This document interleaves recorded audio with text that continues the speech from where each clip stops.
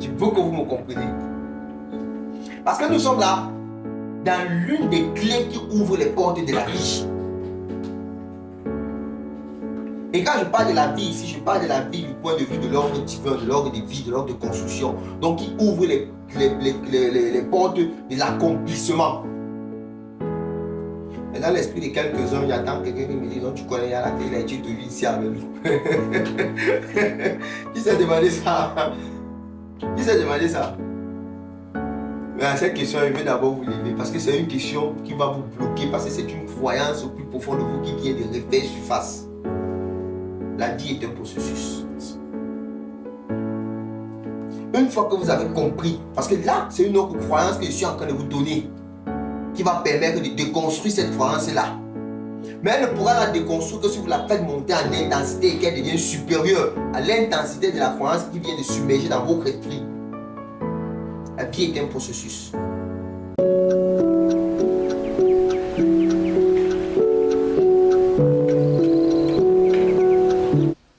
Comment est-ce que nous acquérons l'idée?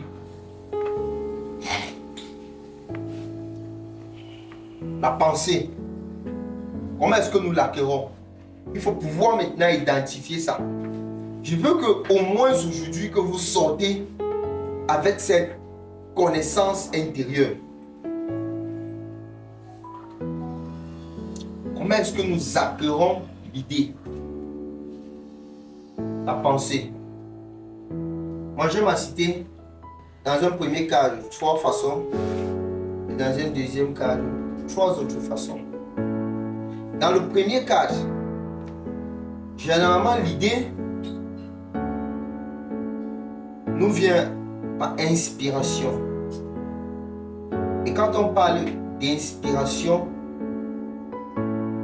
ce qu'on dit, que nous devons être dans un ordre. Soit l'ordre divin, soit l'ordre du chaos. Parce qu'en fonction de l'ordre dans lequel tu baignes, tu auras des inspirations qui te viennent, des énergies qui régissent cet ordre-là. Et c'est pas ça que je vais comprendre. Ensuite, l'idée nous vient la télépathie. La télépathie, c'est quoi? Pour comprendre l'idée de la télépathie, il faut que nous comprenions que nous sommes des postes émetteurs-récepteurs. Ne pensez jamais que l'idée que vous avez, vous pouvez la conserver pour vous, même si vous ne dites à personne de votre bouche. C'est faux. La télépathie, la transmission d'ondes, ok, énergétique, les personnes reçoivent l'idée que vous avez à l'intérieur. Lorsqu'on étudiait la photographie à l'école, quand on dit qu'aux États-Unis, tel avait créé, on dit aussi qu'en Chine, tel créé. On dit aussi qu'en Europe, tel créé. Ils ne se connaissaient pas. Ok? Et généralement, si vous avez constaté entre vous les amis, c'est parce que nous ne sommes pas souvent vrais pour affirmer.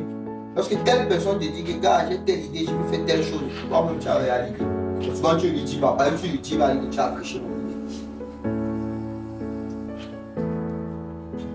Est-ce par télépathie ou est-ce par inspiration? Je ne sais pas.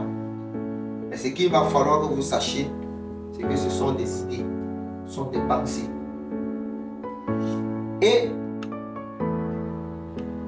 troisièmement,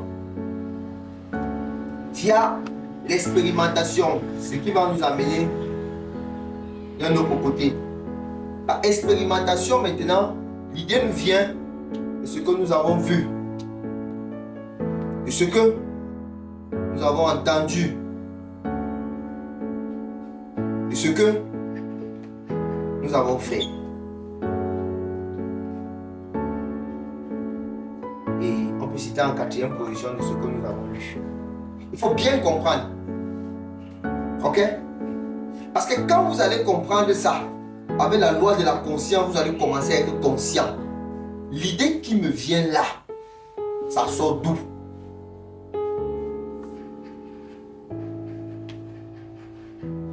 Ok? Si vous ne pouvez pas identifier la source de votre idée, sachez que vous n'êtes pas encore vous. Vous n'êtes pas encore conscient, vous n'êtes pas encore éveillé. Vous ne marchez pas consciemment vers la progression. Vous êtes encore comme des objets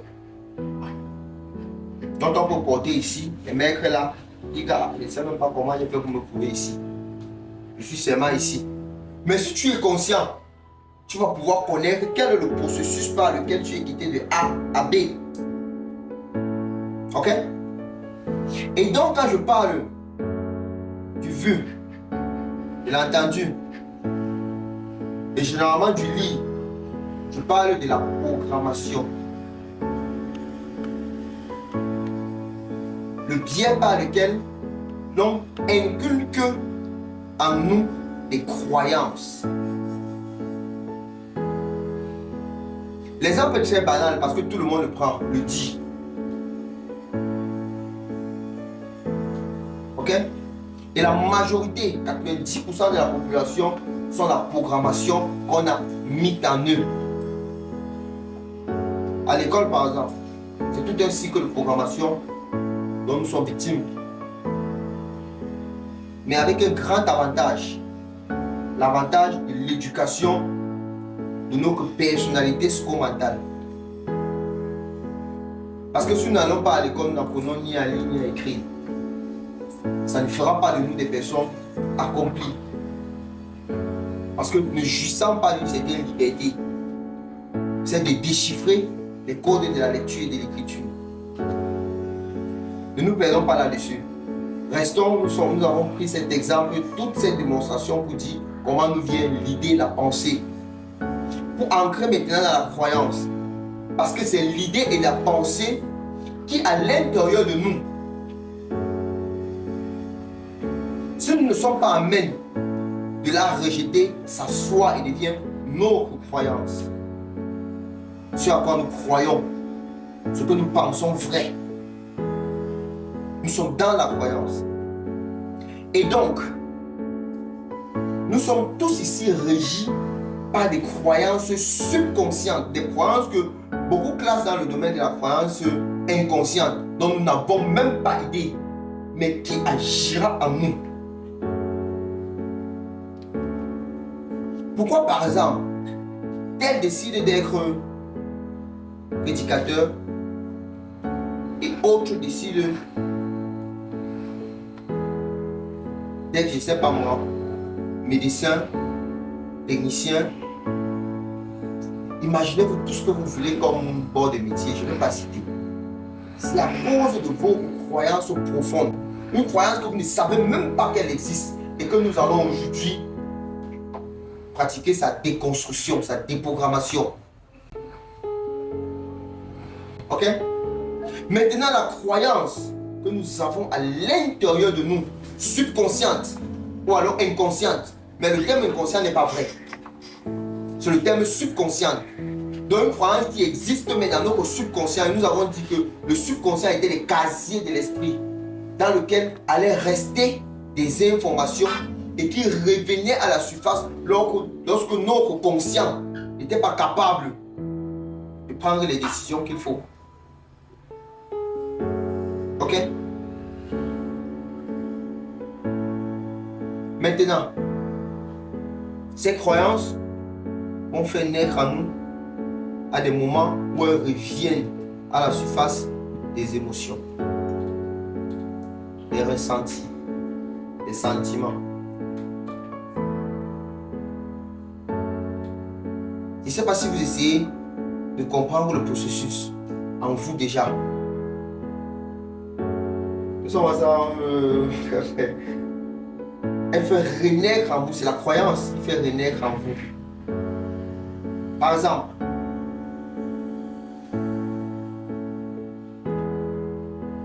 on te demande de sauter du deuxième niveau d'un bâtiment ou le sol.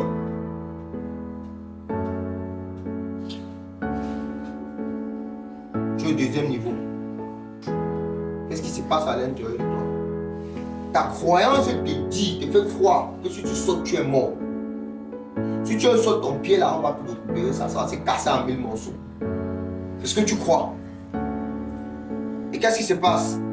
Tu commences à ressentir des effets.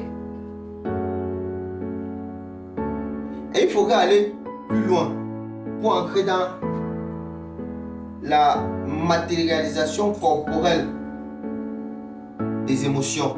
Comment est-ce que se caractérisent les émotions en nous? Je vais citer quelques exemples.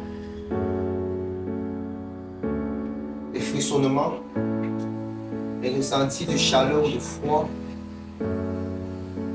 les balbutiements de la langue, les palpitations du cœur, les picotements. Ça, c'est quelques effets. Je ne vais pas citer le tout. Ok? Nous sommes dans le général. Parce que c'est beaucoup et c'est pluriel. Et une fois que ta croyance et ton émotion se sont accouplées, se sont mariées, sont en parfaite alliance. Donc une fois que ton émotion atteint l'ampleur, je ne vais pas dire le paroxysme, je vais dire l'ampleur, une ampleur considérée, et que ta croyance le sous-tend, ta perception va entrer en jeu. Jamais 203. Une fois que ta perception entre en jeu, tu es là dans la loi de la foi. Tu es là dans la loi de l'attraction. Si tu essaies de sauter, tu auras exactement le résultat de ce que tu veux. Ce qui te sera fait selon ça. Donc nous comprenons qu'à l'intérieur de nous, nous sommes ce que nous sommes. Parce qu'à l'intérieur de nous, il existe une programmation, une croyance subconsciente qui nous empêche de devenir ce que nous voulons être. Et donc, il faut déconstruire cette croyance-là, cette programmation-là. Je ne sais pas si vous comprenez. Il faudrait la déconstruire. Mais pour la déconstruire, il faudrait l'identifier. Parce que tant que nous ne l'identifions pas, vous comprenez pourquoi l'autre a dit. Le problème, c'est de savoir ce que nous savons déjà. Parce que si elle est en nous, c'est que nous la savons. Et nous la croyons comme vraie. Mais est-ce que nous savons qu'elle existe pour pouvoir maintenant la déconstruire? Je veux que vous me compreniez. Je veux que vous me compreniez. Parce que nous sommes là dans l'une des clés qui ouvre les portes de la vie. Et quand je parle de la vie ici, je parle de la vie du point de vue de l'ordre divin, de l'ordre de vie, de l'ordre de construction. Donc qui ouvre les portes de l'accomplissement. Et dans l'esprit de quelques-uns, j'attends quelqu'un qui me dit, non, tu connais, il y a la paix, il a été tenu ici avec nous. Qui s'est demandé ça? Qui s'est demandé ça? Mais à cette question, je vais d'abord vous lever parce que c'est une question qui va vous bloquer parce que c'est une croyance au plus profond de vous qui vient de refaire surface. La vie est un processus. Une fois que vous avez compris, parce que là, c'est une autre croyance que je suis en train de vous donner qui va permettre de déconstruire cette croyance-là. Mais elle ne pourra la déconstruire que si vous la faites monter en intensité et qu'elle devient supérieure à l'intensité de la croyance qui vient de submerger dans votre esprit. La vie est un processus. Et le processus, normalement, pourquoi nous naissons tout frêles, enfants, et que nous apprenons à parler, à marcher, à manger, tout ce qu'on fait, on apprend jusqu'à ce qu'aujourd'hui, quelqu'un peut dire, je suis passé maigre dans l'âge de la parole, je suis passé maigre dans l'âge du manger, de l'habillement, tout le consort, parce que la vie est un processus. Mais je ne pourrais pas vous parler de quelque chose comme ça si je ne l'ai pas expérimenté. Nous allons voir l'accompagnement, pourquoi l'accompagnement est très nécessaire. L'accompagnement, c'est simplement des rapporter des accompagnateurs, dès que nous ne vous accompagnerons pas en fonction de la méthodologie que vous adoptez pour apprentissage en parlant, mais peut-être par l'observation. Et ça, je ne vous apprends rien, nous apprenons tous. C'est pourquoi nous grandissons, c'est pourquoi nous évoluons. Donc que cette idée baisse en intensité dans votre esprit et que vous soyez présent et que vous vous laissez baisser dans les courants de cet apprentissage nouveau. Ok?